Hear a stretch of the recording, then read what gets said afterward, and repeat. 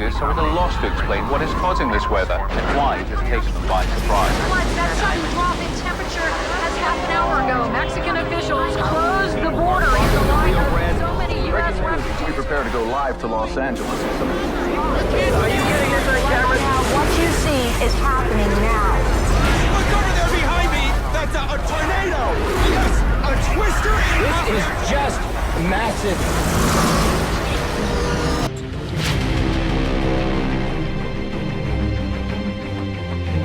Researchers have recorded numerous earthquakes in the area since late April. They say they observed more than 300 earthquakes on Monday. On Tuesday morning, there were 180 more.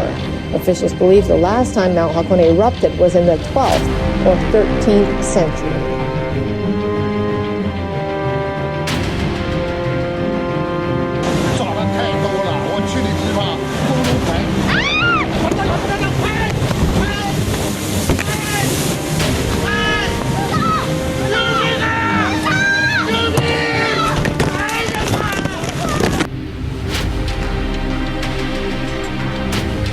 Another powerful cyclone in the western Pacific right now. This one is called Chanhom, and it's actually putting Guam in its crosshairs. Okay, so Guam is the island that's really on the southern end of that archipelago. You see it on the left side of your...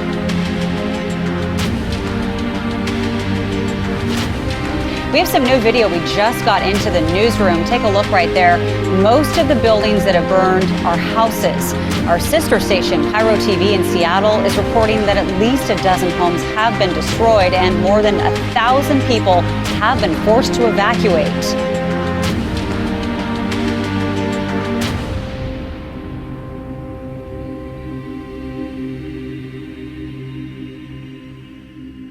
Well, we are tracking a developing situation out of central Washington where a fast-moving wildfire has destroyed several structures. That fire erupted near Wenatchee yesterday afternoon, and right now it is burning out of control. We have some new video we just got into the newsroom. Take a look right there. Most of the buildings that have burned are houses.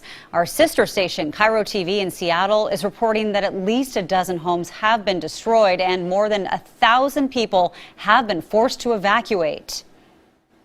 It's back up there and it's just been coming down here very quickly. It's unbelievable. Never seen anything like it. A Red Cross station has been set up to help anyone who's been evacuated or maybe lost their home. Firefighters from across the state are rushing in to help battle that blaze. And of course, we will keep an eye on this developing story and bring you any updates as soon as they come in.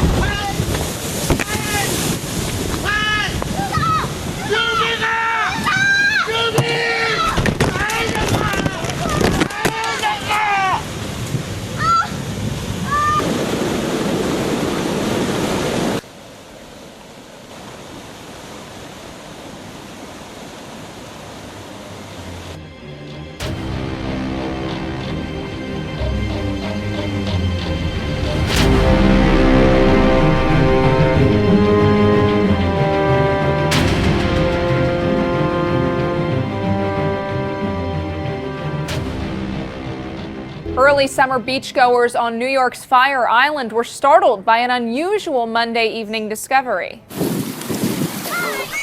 A 25-foot whale carcass washed up on the beach. The whale was found lying in the surf line by a passing tourist. Fire Island's heavy crowds are still making their way to the popular warm weather destination on Long Island, and the unusual find was no doubt part of the coffee conversation for early morning sun worshippers. The Riverhead Foundation for Marine Research and Preservation and the Department of Environmental Conservation responded to investigate. How the whale died was not yet known, but officials said a necropsy would be performed to determine a cause. I'm Alex Wilson, The Weather Channel.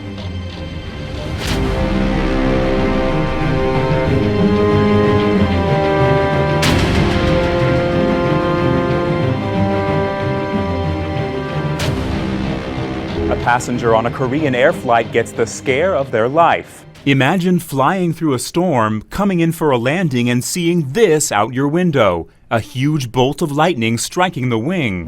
While frightening, no damage was done. And apparently the same goes for William Penn, whose statue is still standing tall over Philadelphia after this lightning strike last week. The National Weather Service says July is the deadliest month for lightning strikes, with an average of 15 fatalities across the U.S. I'm Matt Sampson, the Weather Channel.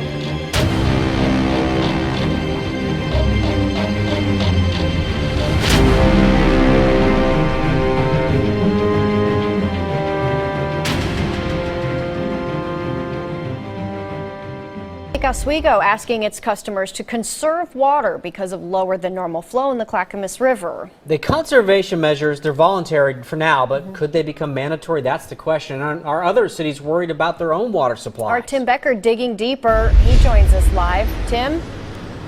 Yeah, the greater metro area now has 5 main water sources. Of course, the Willamette River behind me with somewhat regulated flow is one of them. The Bull Run watershed, that is another source. There's groundwater, and there's the Clackamas River as well, to name another one. Now, the Clackamas River is a little different because, well, it doesn't have a reservoir feeding it. But I found out that the water providers that draw from it aren't really worried about things getting any worse for now. Their message, we don't have a water shortage at this point, is the same. There's not anything that's jumping up and saying, okay, this is going to be a crisis or anything like that. The Clackamas River supplies about 300,000 people with water, many of them getting a curtailment notice like this one from a provider named Clackamas River Water. People shouldn't panic, but we also need to be cautious, and we need to think wisely about how we use water. It is a precious resource. That's why Lake Oswego also issued a Stage 1 water alert. If conditions on the river were to get worse, we could move on into a further stage, but at this point it's voluntary. Lake Oswego water officials tell me the Clackamas River's level drop from lack of rain and snowpack is about done. It's now stabilizing, fed by aquifers. I asked what it would take to issue a Stage 2 alert that includes some minor restrictions on things like pressure washing sidewalks and filling ponds. There's an indicator that says continued dry weather, continued reduction in flows on the Clackamas. But the actual call to Stage 2 would be something that we would all be in, everybody in the city of Lake Oswego. They tell me, barring an area drought declaration by the governor, that'll likely not happen. And I found out the rest of the metro area, where 20 different providers serve 95% of the water supply, isn't nearing a shortage either. The Bull Run watershed and groundwater feed many of the providers in Multnomah County, and much of Washington County draws from the Tualatin River, which is fed by Hagg Lake, reservoirs that are not in short supply. I wouldn't say that we're in any dire threat or anything like that. Well, you know, we checked with Vancouver as well. They tell us they don't expect any impact from the snowpack-related drought either up in that area. So you got to remember, though, folks, we're the only ones that are really off the hook up here in the northwest corner of the state. Governor Brown has of course, declared drought conditions throughout 19 other counties. That covers about 3/4 of the rest of the states. Back to you. I was talking to the Portland Water Bureau, and they were telling me that in the areas where the water is collected for the Bull Run, they got 97% of normal rainfall. So where other places didn't have rain, that area where you needed to fill up the reservoirs, they got the rain they needed, and so that's why they're full, despite the lack of snow. Hagg Lake as well. Thank you, sir. Good news there.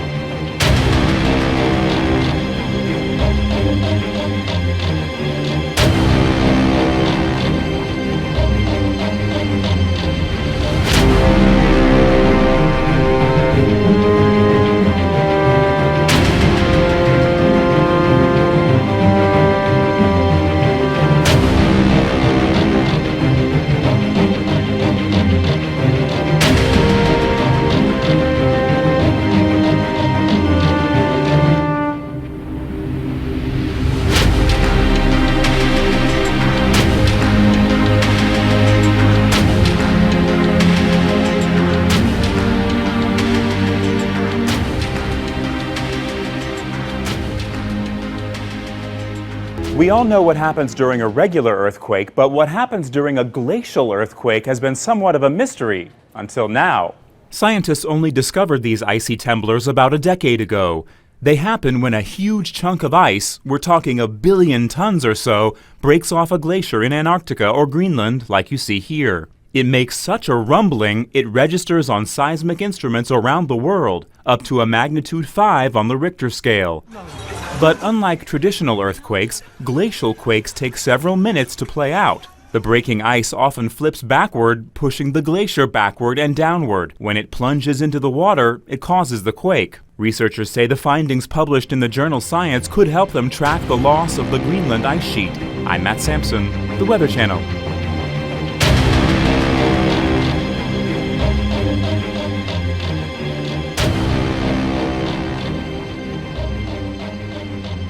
Fight continues over the Confederate flag in South Carolina. Now take a look at this. A fight broke out on Monday between pro and anti-flag demonstrators at the state capitol in South Carolina. One Confederate flag supporter says he was jumped and beaten during that protest. For all the blood in my mouth, for all the blood on my face, for the blood in my hand, it compares nothing to the blood of my heritage. Meantime, this man is upset because he tried to get a Confederate flag cake made at Walmart. He says they refused, but then he ordered a cake with the ISIS flag, and Walmart made that. Walmart has apologized, saying the cake maker didn't know what the ISIS flag was.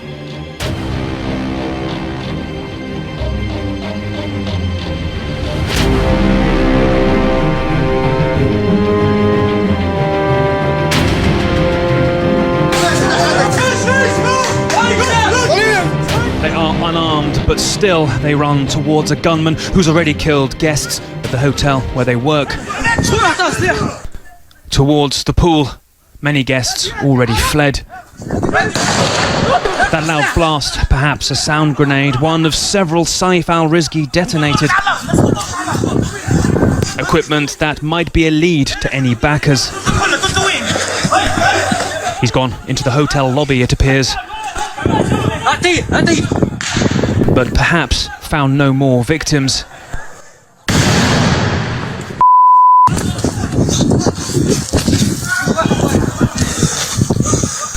He heads back towards the beach, this cafe near the sands. The cameraman runs again towards him, yet pauses at the bar. He's seen something. Gun on his shoulder, Rizqi is strolling back towards the beach.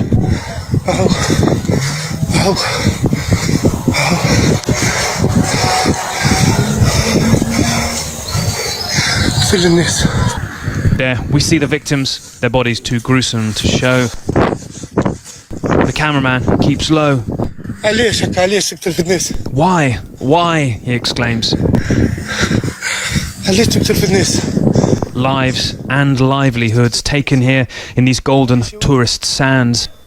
No longer firing, is he out of bullets or targets, unwilling to shoot Tunisian workers. Still, it's those workers who give chase. A headlong rush toward possible death. The cameraman sees him throw his phone into the sea. They follow him back to the streets. Those bullets heading towards the cameraman. Perhaps from police, some very close. It is up this road that Rizqi met his death.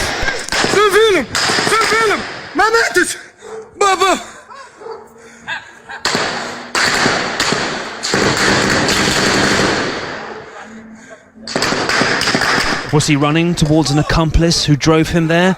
Was he seeking another hotel to continue his rampage? He took those secrets to his grave, yet his last moments captured by one of the many Tunisians who risked their lives for foreigners they may barely have known. Nick Payton-Walsh, CNN, Sousse, Tunisia.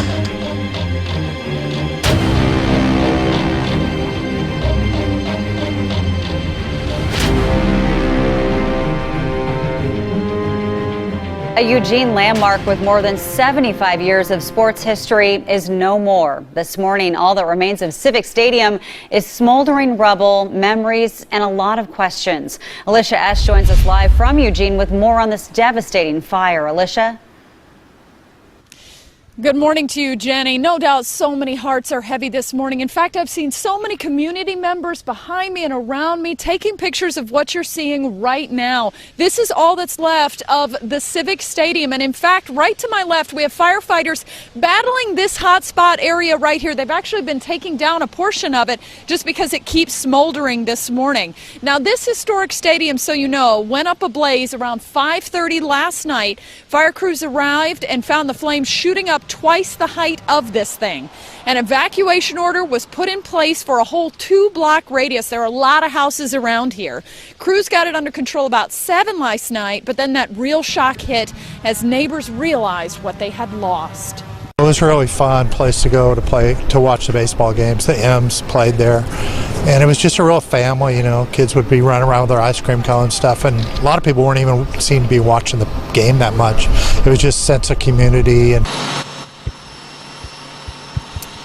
And speaking of community, this stadium was approved by voters back in 1938 during the Great Depression. It's also where the Eugene Emeralds played until 2009, and the group Friends of the Civic Stadium was even raising funds to restore it. Jenny, just a sad sight for so many of us who really loved this place out here, particularly the community of Eugene.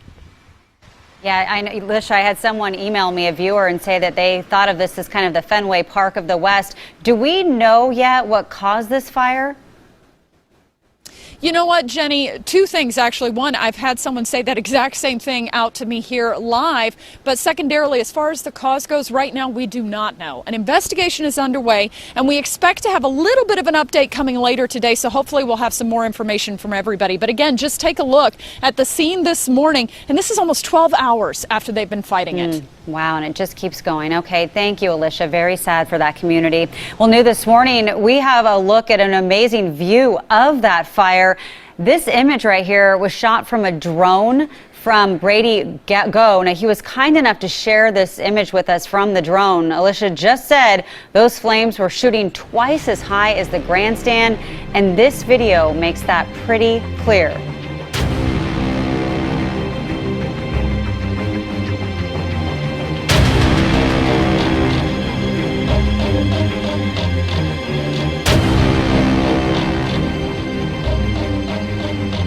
Tonight, the Greek government has missed the deadline for a debt payment to the International Monetary Fund, and it's asked for a third bailout. World markets are keeping an eye on the worsening financial crisis for fear that it may spread in Europe. Holly Williams is in Athens. Greece could soon, quite literally, run out of money. So the government's closed the banks and limited withdrawals to just under $70 a day. I am not a human. Like many here, Contralis Charalambos has had his pension slashed. And without a debit card, he told us he's now penniless. I have been hungry from yesterday. I have not eaten from yesterday. Greece has been bailed out twice in the last 5 years, but in return for more than $250 billion in loans, foreign creditors demanded steep tax hikes and cuts to government salaries.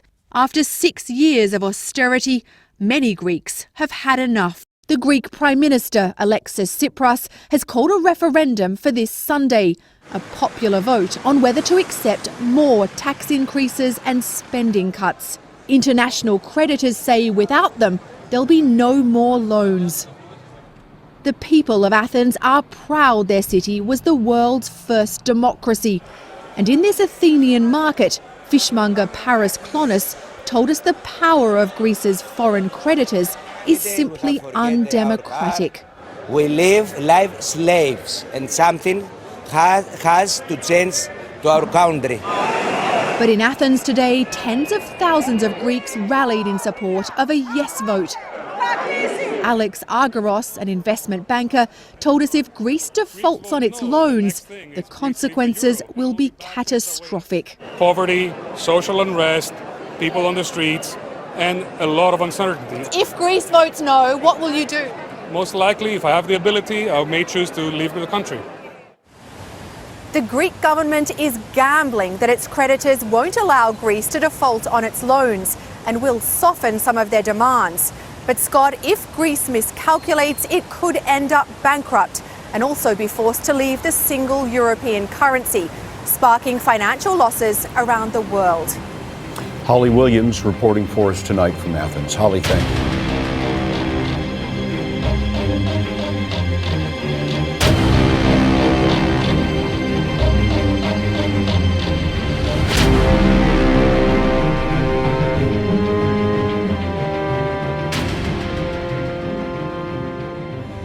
Officials with the meteorological agency raised the alert level to 3 on a scale of 5 and are calling on people not to approach the mountain. The alert level had been at 2.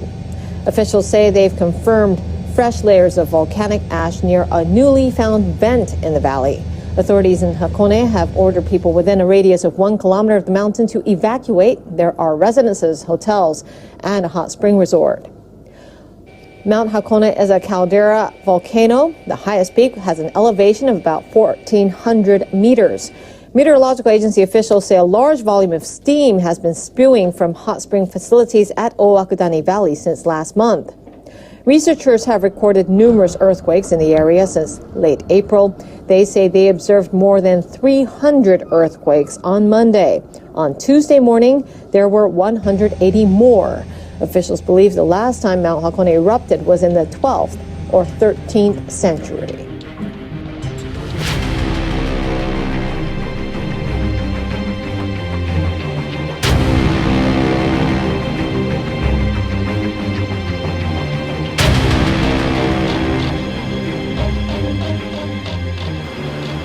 An unexpected gift from Mother Nature. Young and old grab whatever they can to muster up as much bivalves that they are able to carry in the ensuing chaos of excitement. Millions of mussels have washed up along the False Bay coastline because of an annual natural event where a change in current strength and a surge in ground swells pushes the sea creatures right onto the beach. Even the seagulls are in on this mussel buffet. It makes for great tasting food whichever way you eat it. It seems this cyclical event has inadvertently set the dinner menu, quite possibly for weeks to come. Mussel's going to be on a dinner plate for a long time because it's so expensive in the shop, and here you get it for free. And it's, I mean, there's quite a lot. I mean, I have a few bags and full of mussels, and I think I'm going to enjoy it. I'm very happy this is happening because I never ate mussels in a long time, and I can't wait to cook it and eat it the whole for a month maybe. This is what I enjoy because some people love mussels, irrespective of what seafoods there is. But God has maybe put this for us people around here. My family will really enjoy it, especially with the seafood curry, seafood macaroni, all the different kinds of seafoods where mussels are concerned. It works for anything. But this feast does not come without a warning, because city officials have cautioned that some mussels that have washed up have started rotting and may pose a potential health risk. Representative Andrews, CCTV, Cape Town.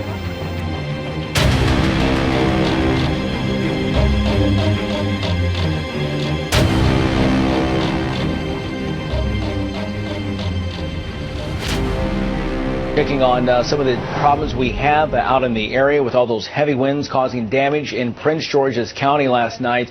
We've got John Gonzalez at Mobile Track 7. We'll get to him in just a moment. But first, more than 6,800 Dominion customers have no power this morning. Nearly 12,000 Pepco customers also without electricity, still trying to work to get all this power restored to different customers. Potomac Edison reporting 70 power outages in Maryland is again working hard to get those situations corrected here after the overnight storms. Again, those heavy winds causing damage in Prince George's County. And getting to John Gonzalez now, as I mentioned, he took Mobile Track 7 out to Bowie to check on a gas station damaged by the storm. We saw the pictures there a moment ago. Let's now rejoin John Gonzalez out there in Bowie with more. John? Larry, good morning. Obviously, this storm hit some areas harder than others. We have parked the Mobile Track 7 here in Bowie, Maryland. Take a look at this. Just unbelievable. The canopy, the entire canopy for this Shell gas station here on Laurel Bowie Road has toppled over. Now, I just got a chance to go inside to the snack shop, if you will, and talk to the overnight employee who was inside and actually witnessed this with his own eyes. This happened at around 1:30 this morning. He doesn't want to go on camera, but he tells me that he has never, in all his years, felt a storm like this. He says the rain was coming in sideways and the wind was really howling. He says he could feel and see this canopy teetering. He knew it was going to come down. He just didn't know in which direction. So he quickly ran out and turned off all the gas pumps. And then he says he actually went inside and huddled under a counter because he just didn't know. And then, well, as you can see, it came down not on the snack shop, but it came down right here, destroying some of the gas pumps. This obviously could have been a lot worse if he wouldn't have thought to turn off the gas pumps and, well, move so quickly. Luckily, no one was injured. But again, this man says he has never experienced anything like this before. Larry Altria, back to you in soccer.